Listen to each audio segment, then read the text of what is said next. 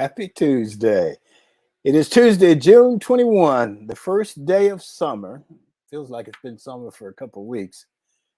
The 172nd day of the year. There are 193 days left in 2022, and welcome to another edition, Tuesdays with Thom, brought to you by the Best Girl Consulting Firm. Sunday was Father's Day, so congratulations, and I hope the many fathers, dads, men, and women serving as fathers out there had a good day as well. Sunday was also the beginning of Juneteenth commemoration and celebration. Juneteenth, declared a national holiday last year in 2021, commemorates the emancipation of enslaved African Americans and celebrates African American culture. In 1865, Union troops arrived in Galveston, Texas, with news that the Civil War was over and that all remaining enslaved people in Texas were free, an event we now celebrate as Juneteenth. If you don't know exactly what to do in terms of commemorating Juneteenth because of its relative newness, take a page from Gary Estwick, a writer for the Nashville Tennessean, who says, not many traditions have been established for Juneteenth outside of Texas, where it originated. So Gary says, breathe, gauge, feast, discover, commemorate, conceal, celebrate, educate, and above all, applaud freedom. So our G-list guest for today is Gretchen Van Valkenberg. Gretchen is the Vice President of Engagement and Executive Director of the Auburn Alumni Association. What does being an alumnus of your respective college really mean? For some, it's an opportunity to go to fall football games. For others, it can be serving on committees that help the university to go about its many functions. When you graduate, how do you remain connected? At Auburn University, those answers lie with Gretchen Van Valkenberg, the university's Vice President, Executive Director of the Auburn Alumni Association, and we look forward to having that conversation. So this edition of Tuesdays with Thom, of course, is sponsored by our partners, the Best Girl Consulting Firm. Best Girl has been providing customized solutions to executive issues for 34 years. Let's hear from Best Girl. Best Girl is a consulting firm that provides customized leadership, access and inclusion, public relations, communications, and organizational consulting services.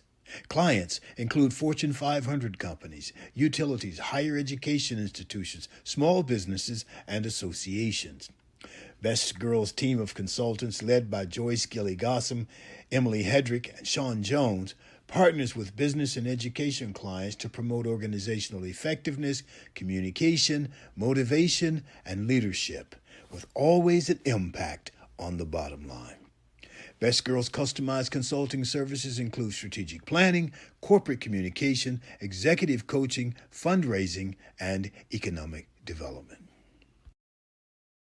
Girl creates the solution that fits your needs. So let's get to our roundtable regulars and introduce Barbara Wallace Edwards and Michael Walker and see what they got for us this morning. Good morning, Barbara Wallace Edwards. How you doing?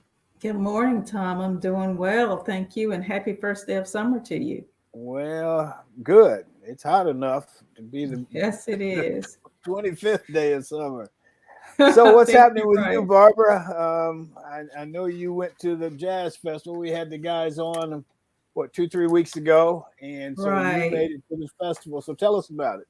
I did, Thom. We had the two gentlemen who were responsible for putting that program together, Art Franklin and Cedric Allen, on a couple of weeks ago, and I did get a chance to attend as a media on behalf of Tuesdays with Thom, and it was absolutely phenomenal.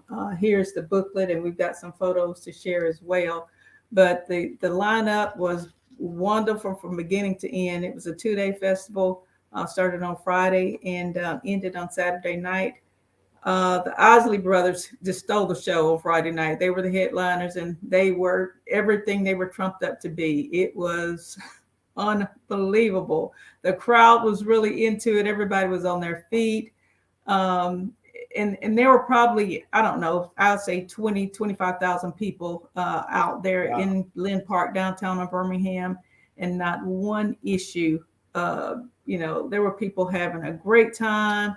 Everybody was on their feet, dancing and swaying to the music. You had people just laughing and talking. It was great to see people out again. There were some people wearing their mask, but everybody was just having a wonderful, wonderful time.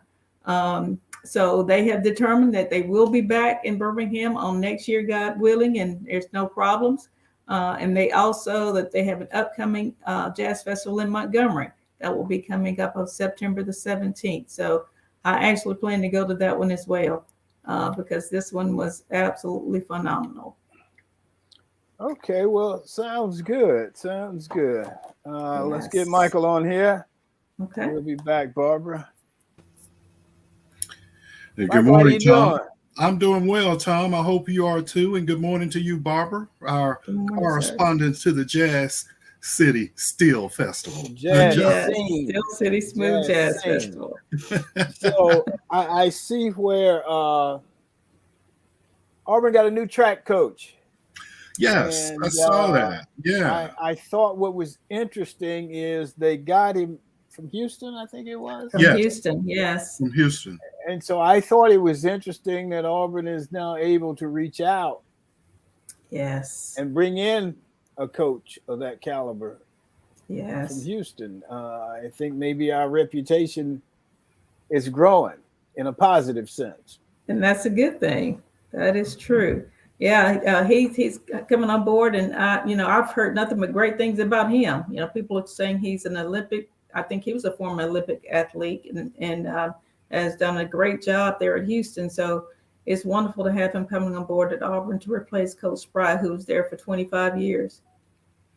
Yes, from what I read, he also was a world record holder in the 100 meters, I believe. What's his name? I don't remember right now. I don't either. We go back and look. Okay. The interesting ahead, thing, the interesting thing I saw is that he said that he told Auburn that they need to invest into the track program if they wanted to compete and be on the level as the other programs and be a national brand from track and field, that the facilities need a huge upgrade and they need to put some money in it. Okay, I wonder. I don't know. I thought they had upgraded the facilities, but maybe I'm off. I don't know. I think they did once they put some money into it, Tom, but I don't think it's up to like a top caliber team like Auburn, a school like Auburn. I don't think it's at that level. Most SEC. Who are the best teams in the SEC? I think Arkansas has always been good. And Arkansas, maybe Texas A&M, Florida. I think Florida won the meet this year. I think. Okay. Yes, I think you're right. Yeah, Florida. Okay. So interesting. I think his name is Coach Burrell, Tom. I'm looking it up right now, but yeah, I think that sounds right. Well, we wish him well, and wish the track athletes well. Yes. There was we had that event. Michael, you were there. We had that event. Was it 2 years ago when all the guys came back who were there at the beginning, and so Raymond Crump from the Trump team, from the track team. Oh, get that out of my mouth. Right. From the track team. And so it was great that they all came back. Yes. All right. Michael, you got something else to say here this morning? Yes, I would like to mention that, with COVID resurging, and it looks like it's probably going to be around with us, and we may have to get vaccinated on a yearly basis. The Department of Labor and Health and Human Services, as well as Department of Treasury, they have issued guidance to employers that will allow them to charge a surcharge to employees that choose not to get vaccinated. And they are exploring that simply because unvaccinated hospitalization and treatment amounted to $13.8 billion from June to November of 2021. I think I read something where the numbers of people who died from the COVID, and pretty much all of them were not vaccinated. Yes. And that's the reason for them exploring the surcharge, because a lot of employers especially the larger ones, they're what they call self-insured. So they pretty much kind of pay their own claims. So when their employees are not getting vaccinated, then that's an additional cost. So that's where this surcharge is coming in. Okay. Barbara, you got some other stuff for us? I do have the information about the coach at Auburn. His coach, Leroy Burrell. So I just wanted to I clarify heard that name before, but I don't know. I hadn't followed track since a lot of the guys I knew no longer there. Right. Well, we wish him well. We wish yes, the track we do. team well. And Yes. I have Coach Rosen, who was a legendary track coach, in my opinion, at Auburn. I've got his picture right there sitting over there. He's looking at me now. Oh, wow. And, That's because great. I'm talking about him. So, yeah, Coach Rosen was a great guy and a very interesting story. I think I told you guys some of the story, but right. And I got to run track for him for a little bit. So we've had a huge turnover in coaching staff on all the other sports. With track, I only remember 4 coaches at Auburn. I'm sure there were some before Coach Rosen, but Coach Rosen, Harvey Glantz, Ralph Spry, and now Coach Burrell. So that's only 4 coaches since the 70s when we were at Auburn. That's a great and none of them got fired, did they? Right. None of them got fired. Yeah. We'll fire a football coach in a minute, but track guy can stay there. So Burrell's got lifetime employment. Exactly. Good for him. So that's a good thing. Because, and I say that jokingly, but the last football coach to leave Auburn voluntarily, and he was kind of forced out, but voluntarily, was Shug Jordan. Shug Jordan, yes. Yeah. Yes. That's totally opposite from the football team and track team. Yeah. Well, Thom, speaking of football, the new coach, Brian Harsin, is trying to spend more time with alumni and fans. I recently received an email where he's going to be looking to have lunch with 5 season ticket holders. And I guess they're going to draw out a hat or something like that, but you're going to get invited to go sit down and have lunch with Coach Harsin. Well, that's good. I guess that's great. That's good. He needs to do that. He's got, people don't know him. And last year was rocky, to put it mildly. So I think it'd be good for him. He sent us being former athletes, he sent us an email as well. That I think he's doing what you said, just trying to get to know the people and get the people to know him. Yes. Yeah. You got to be careful with those former athletes because some of them still think they can play, and if they don't think they can play, they know they can call plays better than the coaches. So. And in some cases, that has definitely been true. Yeah. Hey, Thom, what was the guy that you coach in high school B team, and he saw you later say, "Coach, you were a nice guy, but you were horrible calling plays." And I said, "Well, I ain't gonna say nothing about the kind of caliber player you were, but." Andy was on, and Andy should be having his ceremony soon down at Grambling, but Andy was the defensive coach and I was the offensive coach. And we had fun, and one of my players, Randall Horton, if you guys get a chance to look him up, Randall Horton. Randall's been on with us. He's been on the show before, yes. Randall has written a new book of essays, and it's really good. I read one of them last night. Randall does really well in terms of his writing, and he's also a musician. And so Randall was one of my players as well. So I'm just proud of those guys. Yes. They did well. Anything you guys got? Anything? NBA Finals? I think a lot of people were, I don't know, disappointed in Golden State winning. I like the Golden State winning. I was happy with it. I'm a Steph Curry fan, so I was very happy that the Golden State Warriors won that game. I think Boston has a longer life shelf. Let me put it that way. They're younger. Mm-hmm. They should be able to bounce back, if not next year, the following year. But it's tough. Right. I will just say this. I felt like Boston had better athletes, and they just did not play under control, and they made too many mental errors. They really beat themselves with the turnovers and what have you. And that. Go ahead, Mike.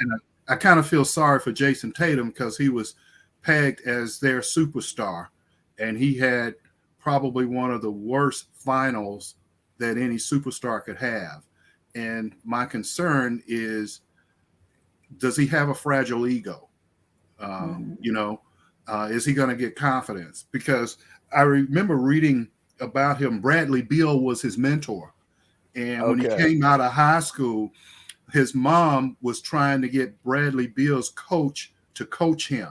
And the guy didn't want to do it. And Bradley Beal got the coach to coach him and spend some time with Jason.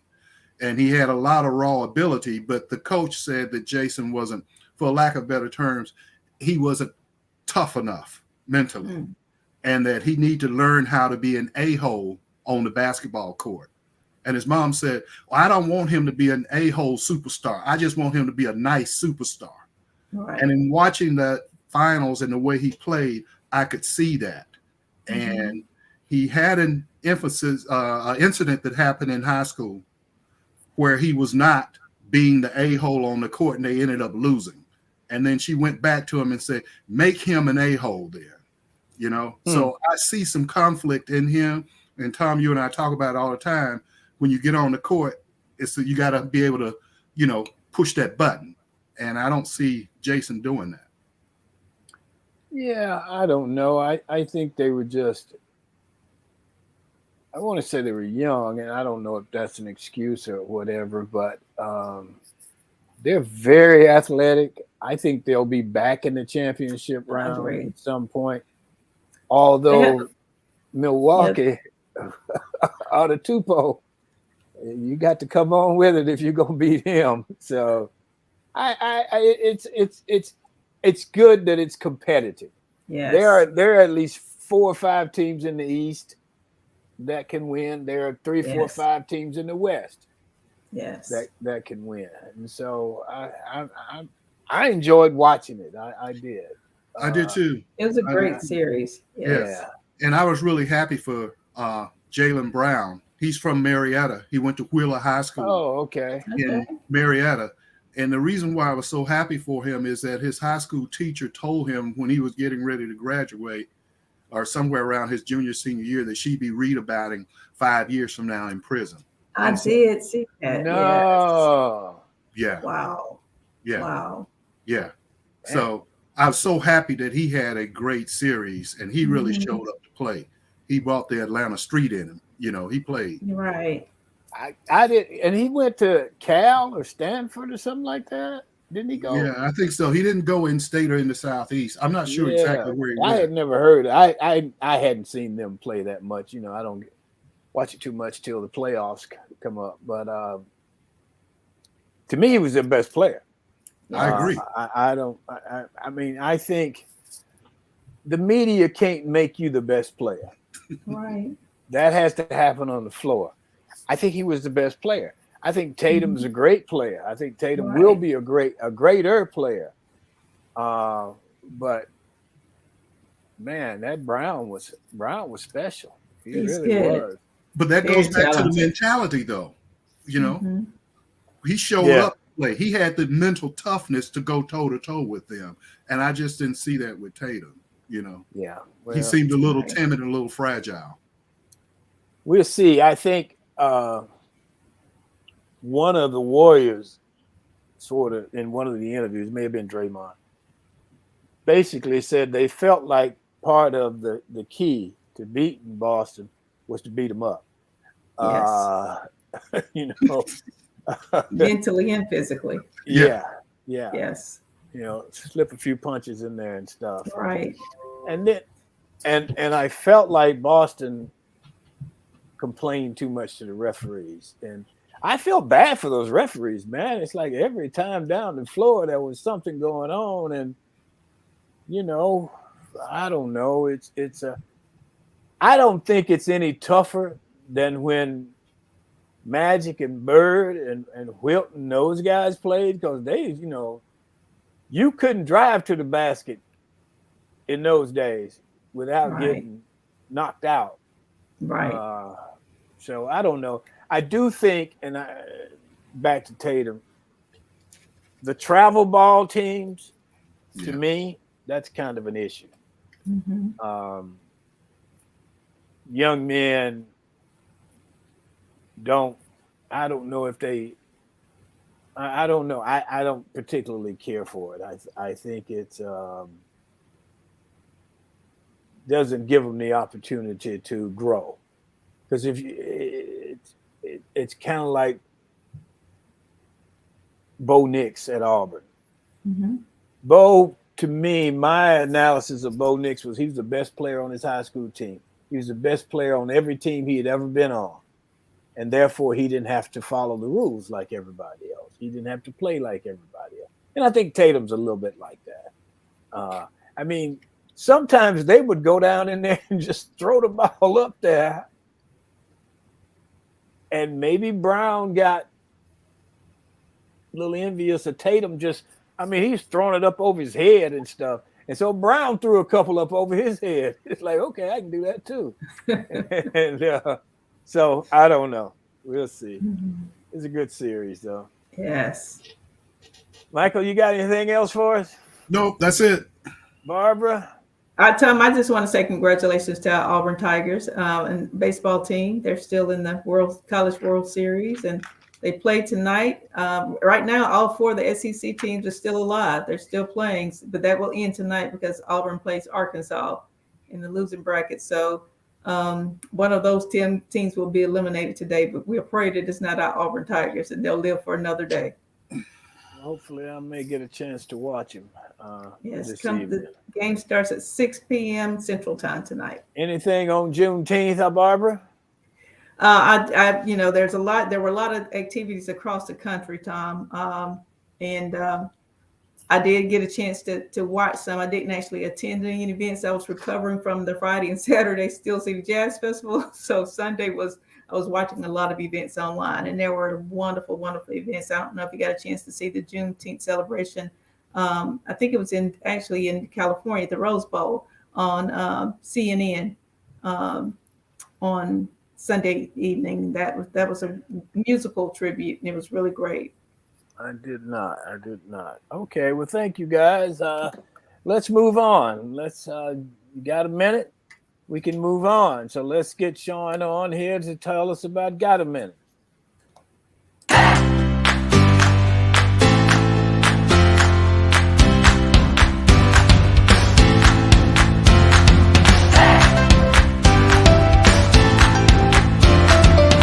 Good morning. My name is Sean Jones, and this is Got a Minute. Hello to everyone joining in with us this morning. I hope y'all had a great weekend as we cruise into this third week of June. Now let's get into it. Here's a fun fact for you. For all of our Harry Potter fans, including me, on this day in 2009, J.K. Rowling's fifth Harry Potter book, Harry Potter and the Order of the Phoenix, is released and becomes the fastest selling book, with having sold over 55 million copies worldwide. I personally love the books just as much as I love the movies. And if I had to pick, I'd say that Harry Potter and the Half-Blood Prince just might be my favorite. Now, before I go, I'd like to share with you all a fun fact about me. I am a fan of comic books and movies that were created from them. Well, I am super excited because tomorrow, Wednesday, June 22nd, Netflix is releasing season 3 of The Umbrella Academy. reunited by their father's death, estranged siblings with extraordinary powers uncover shocking family secrets and a looming threat to humanity. I can honestly say that I feel a binge watch coming on, and I can hardly wait. Thank you all for joining in. My name is Sean Jones, and this has Got a Minute.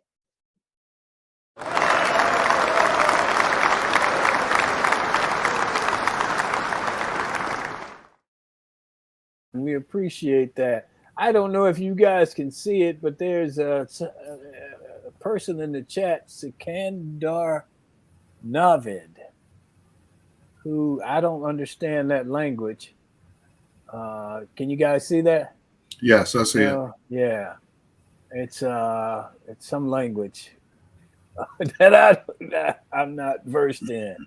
So thanks for joining us. Whatever you said, I hope it was good.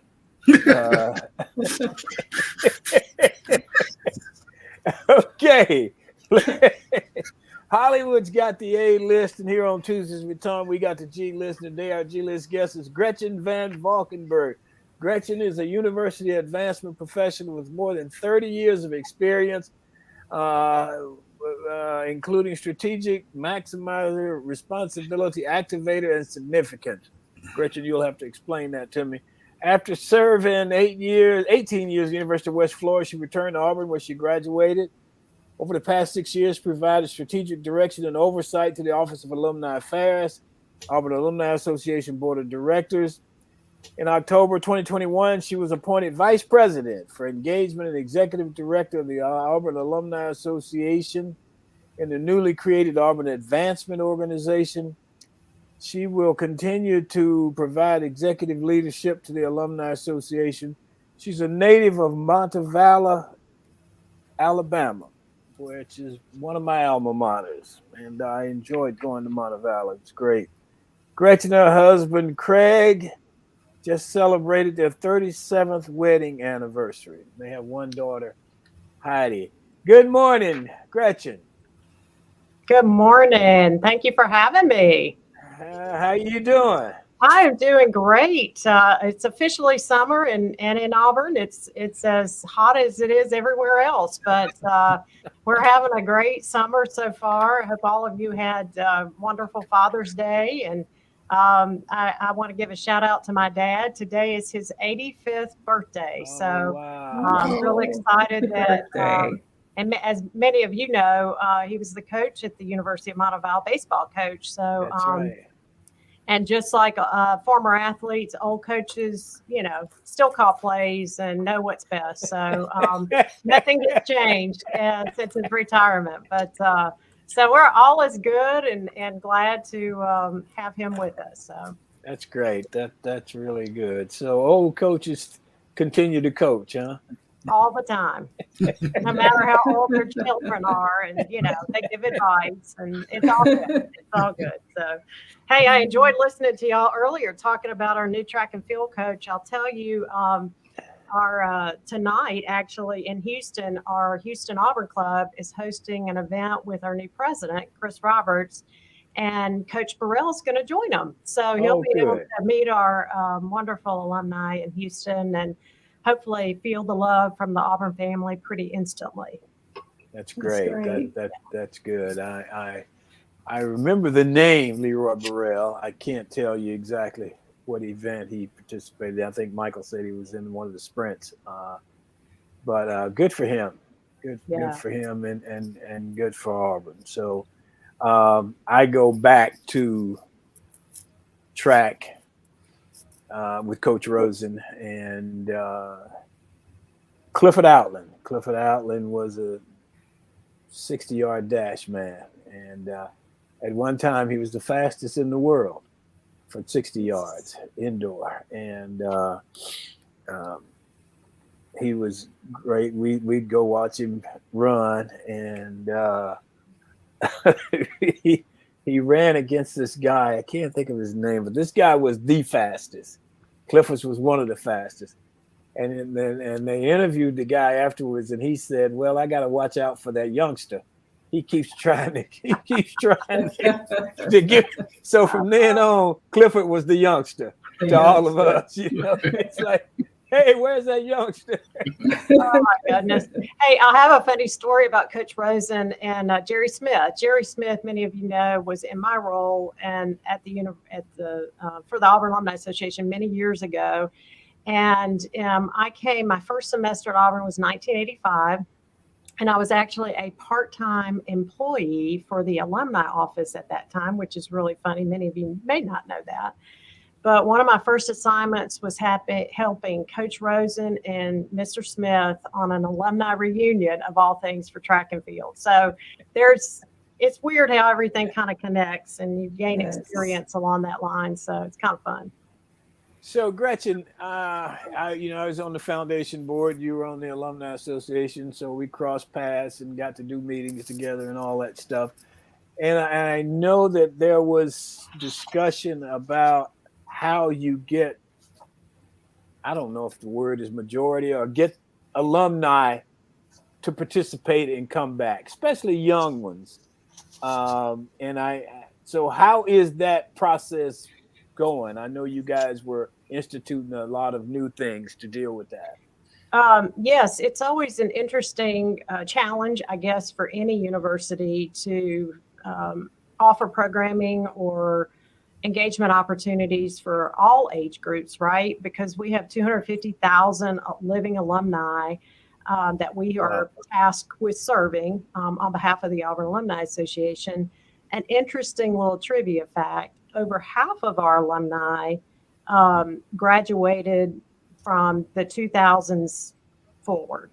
And so, yes. And so what's interesting for us, and certainly compelling reason to do so, we already knew that we needed to do some more targeted programming for young alumni based on their interest. Not my interest as 1986 alumnus, but one of the things that we did was an alumni attitude study, and probably 4 years ago. And one of the outcomes of that study came back to us and said resoundingly, we need to have more programming specific to interest-based groups, whether they be young alumni, whether it be demographic, or just affinities, right? So the association worked on actually developing 2 councils. And I'm very proud of the fact that even though we had a pandemic, we were successful in actually standing up 2 separate councils. The first one was our Young Alumni Council, and we had probably over 90 individuals raise their hand. And just for definition, we define young alumni as under 40, okay? So I thought you were talking about me. Well, you're always young at heart, Thom and Barbara, Michael. We got wisdom to share with our young alumni. Okay, I got you. So, Thank you. This council actually was created by a group of their elected leaders, and so they've hit the ground running and just done a great job. Several months after that, as a result of the successful programming that has been in place for years and years and years, and Barbara, my hat's off to you for getting a lot of this underway.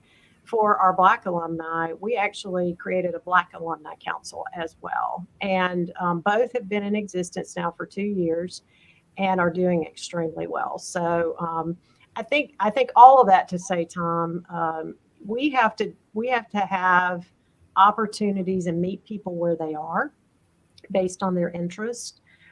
It is certainly not, it's very presumptuous of us to say, oh, I think I know what you want to do, rather than going and actually having a conversation with people and saying, where do you want to plug in? And then we can help guide that and direct that energy in the right way. That's great. And just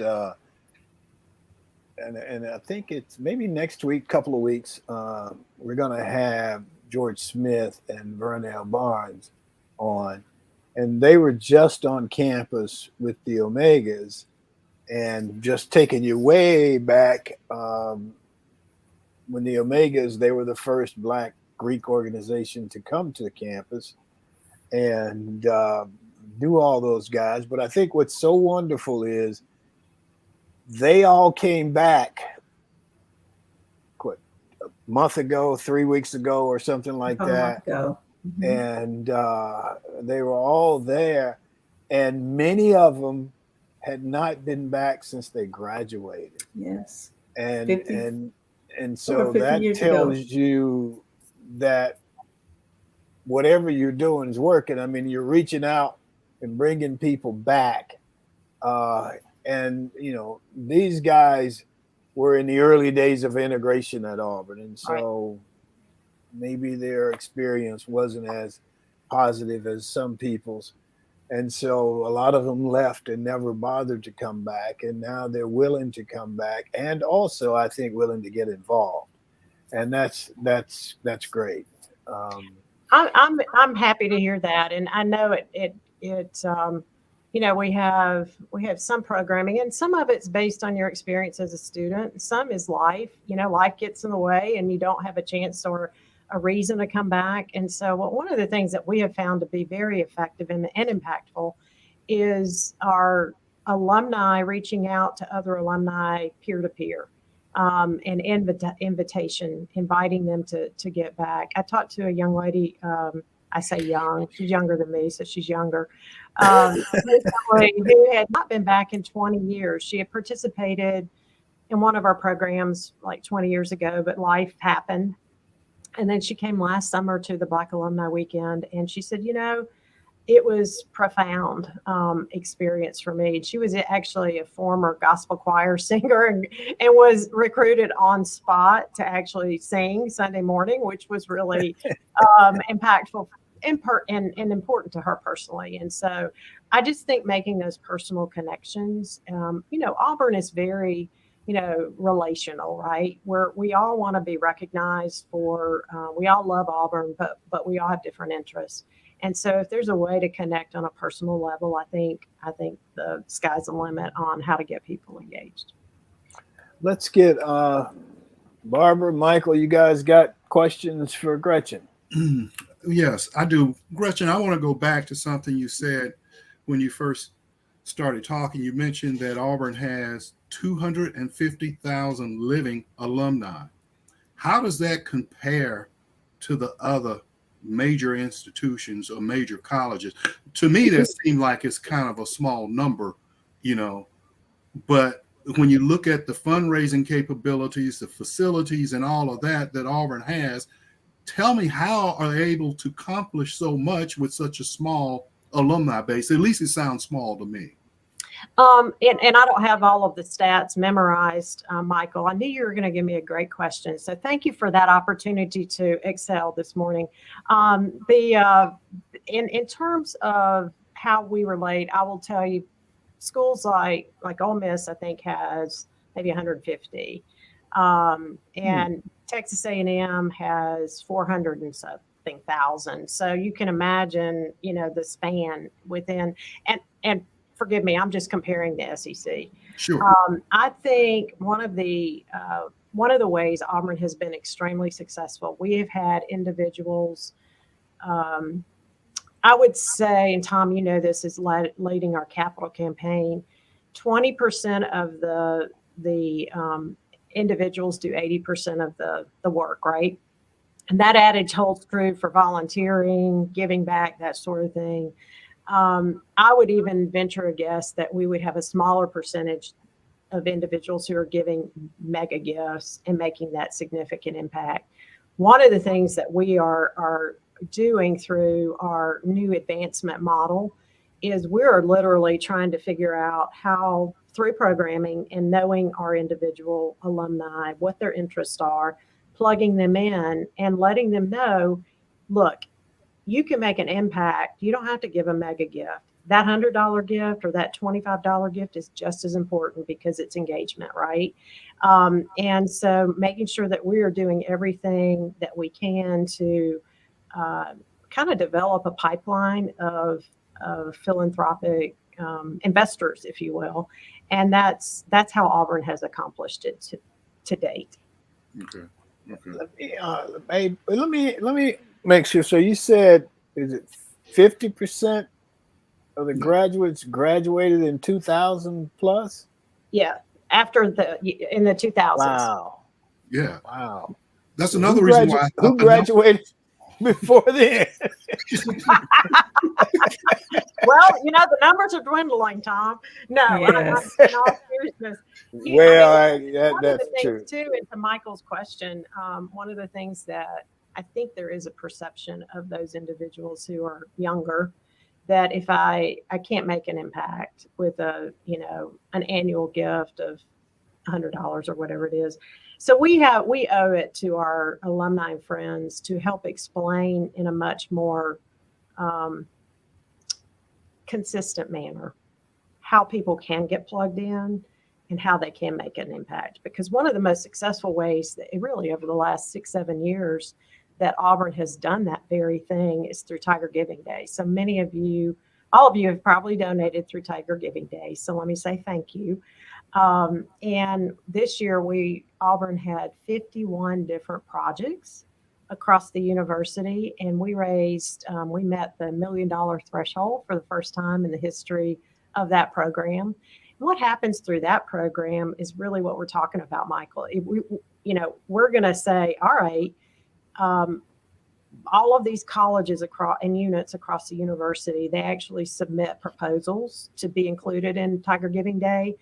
And it's based on a specific need. And oftentimes individuals who've not been engaged in 10, 15, 20 years, they'll see something that piques their interest and boom, they make a gift. And so they get plugged back in, and it's not just the giving, it's the active engagement on their part to actually raise their hand and make a gift back to the university. Barbara, you got a question?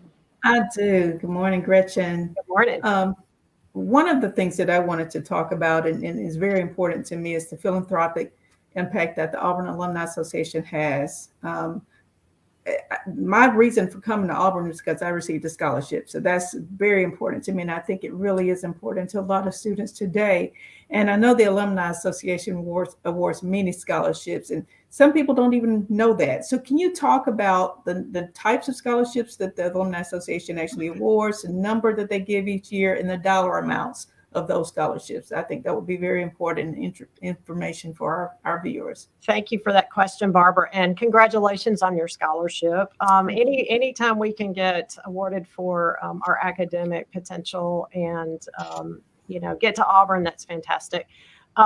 There are a couple of things that the Auburn Alumni Association does. We have, through our membership program, we have an endowment, and it's through life membership. So those members who join at a life member level, those funds are invested in an endowment, and that generates hundreds of scholarships every year. In addition to that amount, we also have, so I'm gonna give you a total at the end, so I'll hang in there for a minute. Our alumni clubs and affiliate programs across the country generate a great deal of both annual scholarships as well as endowed scholarships. So collectively, and I would be remiss if I didn't say, our two new councils that I mentioned earlier have both endowed scholarships already in the course of 2 years to help our students. And so collectively, we're knocking at the door over $1.1 million in terms of actual giving back to our students. That's about 400 students, right? Average. So that we're impacting Per year. Per year. Mm-hmm. Okay. And of course, we were thrilled to see our numbers go back up because, of course, during the pandemic, and with the market fluctuations, those kind of, are up and down, but that's where we are looking forward to the fall. Thank you. Michael? Gretchen, I'd like to ask you, how did you become an administrator of a university? Was this your career choice? They always have a joke about people that become insurance agents. You never went to school saying, I want to be an insurance agent or broker. Did you go to school saying, I want to grow up, graduate, and be an administrator and work with the Alumni Association? It really wasn't on my top 3 choices, I guess, if I had any top 3 choices. What's so funny, Michael, I guess when you grow up in a university setting, that's your lens of the world. And so having parents who worked at the University of Montevallo, I was just exposed to other administrators, other families who were in higher education. I had often said, and of course I enjoyed working at the University of West Florida. I didn't initially go into higher ed when I graduated from Auburn. I was in sales, and then I did some work at a placement firm in Colorado. But then I landed with the American Heart Association and did Jump Rope for Heart, if any of you are familiar with that program. And I ended up being the statewide coordinator of Jump Rope for Heart in Colorado, which was quite fun. So I guess I've always been around education and nonprofit work. And then my husband and I had our daughter out there and wanted to be back closer to family. Ended up working at the Red Cross and then the American Heart Association. And so I guess it was maybe destined that I would graduate or gravitate back into higher ed. But once we were in Pensacola, I was offered a part-time position at the University of West Florida. And as they say, the rest is history, and was recruited to come back. I always joked, I said I wasn't really looking for a job, but if I wanted to have one, I would only come back to Alabama if Auburn University recruited me. So, so you have to be careful what you say. No, it's been great. I've been in this role for 7 years. I hope I've made a positive difference. I'm proud of being of the opportunity to work with all of you on programming and engage people in a different way. So it's been fun. Good deal. Good deal. Who was that? Barbara? Was that Barbara or you, Michael? Which one? That was me. That was Michael. Okay. And Gretchen, let's talk about the demographics of the Auburn alums. I think most of the alums are concentrated in a particular area. Can you talk a little bit about that and where they are and what type of programming you have in those particular areas? Are the Auburn clubs in those areas? Yes, we have over half of our alumni. In terms of geography, Barbara, I don't know if that's what you're asking. So geography-wise, we have about half of our base are in the state of Alabama.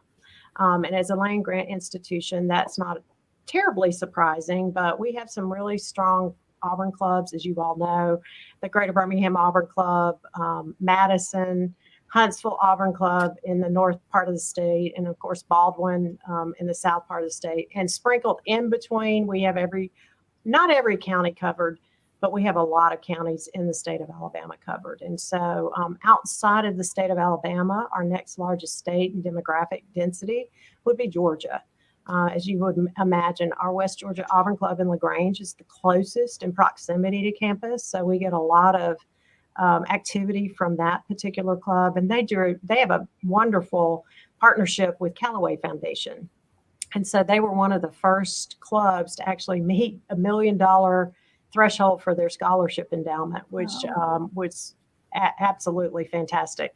I do think, in the spirit of competition, not that we compete against each other in the Auburn family, but the Greater Birmingham Auburn Club, they have probably the largest in terms of endowed scholarships. I think there's 9 that they have in the state. But so they, strong tradition, that sort of thing. And then outside of there, Barbara, I would say Florida is the third largest. And then we have a lot of growth in Texas, as you can imagine. Mm-hmm. Houston in particular, because of our engineering graduates.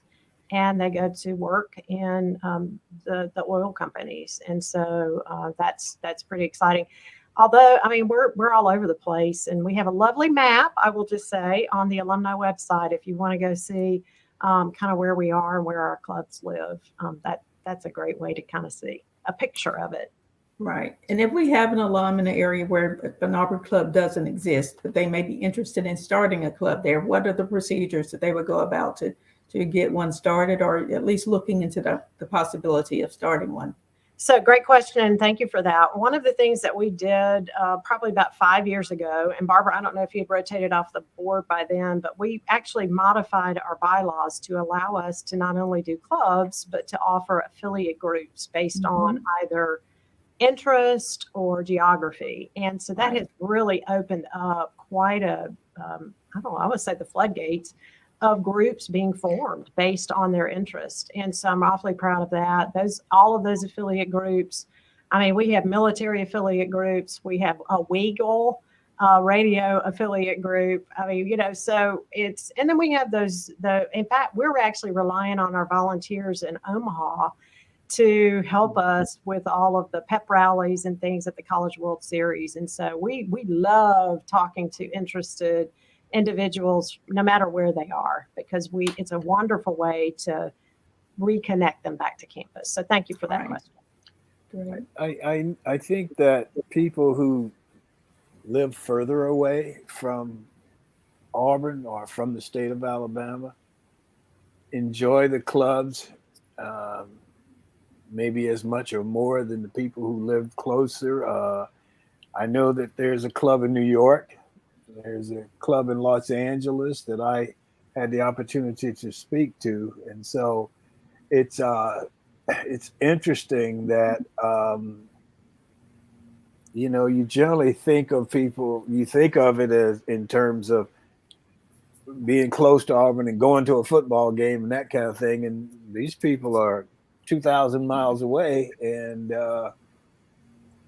they're still connected, And that's a great point, Thom. One of the things that outside of scholarships that I think is so very important is offering that Auburn spirit in their community and that connectivity, because you can't often come back to Auburn, right? Depending on if you're on the West Coast or in New York or whatever. Those two clubs, though, offer a great deal of energy and excitement for individuals. And in fact, I think the New York club has such a reputation that if you are in New York during football season, you absolutely must go and do their game watch parties. The other thing that they do for us is help us recruit students, quite frankly, from their communities. And they do our freshman send-off events for the incoming freshmen and their parents. And so oftentimes they're very new to Auburn. So it cements that relationship, or at least gives them, a really good reassurance as a parent sending your child 2,000 miles away to a place that they may have never been before. That's an interesting point as well, because the time I was on the board and I was doing a lot of things, it was always at the hotel and the Auburn Hotel, and I'd often meet parents of new students, and they had no previous connection to Auburn. They didn't go back generations. The parents didn't go back at all, other than the child wanted to come to Auburn. And so it's very interesting that there's something there that draws this child from Kansas City, Kansas, and they want to come to Auburn, and they don't play football. So it's an interesting matter in terms of recruiting people and drawing people to the university. Yeah, and I think the Parents Association too, I would say through Student Affairs is also a wonderful way for our parents, no matter if they are connected previously, to get engaged and not be those helicopter parents, if you will, but also just find their way through Auburn. So I see some of those at the hotel. Oh, they're here. Trust me, they're here. We see them a lot, and we love them. But gotta let those little birdies fly for the nest. Right. Barbara, Michael. Yeah, I have a question for Gretchen. I want to know, and I don't know if you have these stats or not, but as far as a battle cry or salutation, are there any analytics as to what's the most famous? Because I would think War Eagle is. I don't know where you go. I was out on a cruise ship in Alaska, and I had an Auburn sweatshirt on, and somebody came up and said War Eagle to me. I know we're the most confusing because I have to explain to people we're not the War Eagles, we're the Tigers. So they get it all mixed up. But is there anything that shows what's the most popular battle cry or salutation that's affiliated with a university? I think, based on just my experience, I would say War Eagle, you start a meeting and you end a meeting, and it's and you have that back to you. To me, that's just inherently more popular. And I would say because we are a vet school, we love all animals, Michael. So, why not have tigers and eagles? And, we love them all. But I mean, in all candor, I do think it is War Eagle. Yeah. That's a great question. It seems to be. I don't care where you are, you get that. Yeah, absolutely. When my daughter was playing basketball at Wake Forest, I go to visit her and I have my Auburn shirt on, and people coming up to me saying, "War Eagle," talking to me about Auburn. Yeah. And then when Auburn won the national championship, she was walking around Wake Forest with her Auburn national championship shirt on. So it's funny. One of the most interesting, I think, I want to say initiation, that's a bad word, but indoctrinations into the Auburn family for those individuals, whether they be parents or new employees, new students, to wear that Auburn gear, and someone say that to you and you're not expecting it, and you're going, "Oh, I'm supposed to say War Eagle back." And I mean, it's hilarious to watch. Yes. And new people come to Auburn, and then they got it, and so they take full advantage of it. Yes. Good deal. Gretchen, you got anything else for us this morning? Well, I just thank you for the opportunity. Thanks for what all of you do and giving back to Auburn. I'm excited about where we are as an institution. We have a brand new president, Chris Roberts, who started on May the 16th. Many of you know him already. He's been at Auburn for quite some time. There is a new energy in the atmosphere at Auburn, and I will say he has hit the ground running in his first 4 or 5 weeks on the job. And he has a real commitment to making sure that our students have a stellar experience, that everybody feels welcome, and he demonstrates that daily. And so I think Auburn's in for a fantastic time with him and at the helm. And of course, I'm forever grateful to be back at Auburn, and I'll always have the opportunity to talk to y'all. Well, I was fortunate enough to work with President Roberts on the Capitol campaign, and we had a lot of fun. I'll just say we had a lot of fun. So Joyce is on here, Gretchen. I don't know if she's going to come on and say good morning to you or not. If you are. She does. Hi, Gretchen. There she is. So, all right. So, all right. Well, I'm going to close out. Anybody got anything else? Thank you so much, Gretchen. We appreciate having you, and I look forward to continuing to work with you, and hopefully we'll do good things. Absolutely. Look forward to it. Thanks again for having me. Okay. Thank you. My closing comment. We noted earlier the success Auburn has had in attracting its alumni from across the spectrum back to campus for various activities where the alumni feel they are connected to the university. One of today's buzzwords for that is inclusion. What is inclusion? Well, first of all, it's not a bad word. It's a healthy word for organizations, companies, schools, and groups. Inclusion, supporting and embracing diversity in a way that clearly shows all individuals are valued, recognized, and accepted for who they truly are. This involves demonstrating respect for the abilities, beliefs, backgrounds, and cultures of those around you, and engaging those with diverse perspectives so that others feel an unconditional sense of belonging for who they are. Every day we have the ability and opportunity to create a more accepting world. Even small acts of inclusion can have a big impact on making others feel accepted. So I want to thank Gretchen for her many successful efforts in leading the Alumni Association.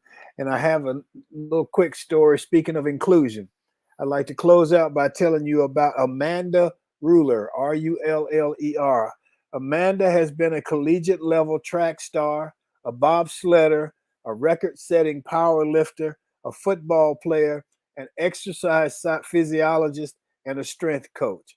Now she is the assistant running back coach for the Seattle Seahawks. That's right, the men's football team, the professional football team. She is serving as the assistant running backs coach. as a part of the NFL's Bill Walsh's Diversity Fellowship program. She will be on the staff until the second preseason game, but Amanda says she would like to stay in some capacity. 5 women are coaching in the National Football League this year. If this deal with Seattle doesn't turn into a long-term deal, Amanda will go back to her regular coaching job as the running backs coach at McMaster University in Hamilton, Ontario. She loves playing football and coaching. She says she was so determined when she first started playing that she was cut from her team, but she showed up the next day anyway. And they kept her on the team. So good for her. And that is how I see it on this June 21st in the year 2022. And that's our show for today. I want to thank the audience. We appreciate you. Thank Michael Barber. Thank the G-List guest, Gretchen Van Valkenberg. Thank our sponsor, Best Girl Inc. Thank Emily Hedrick, the communicator, Sean Jones, the organizer and producer. Remember, enjoy yourself. Make every day count. Stay safe. Peace.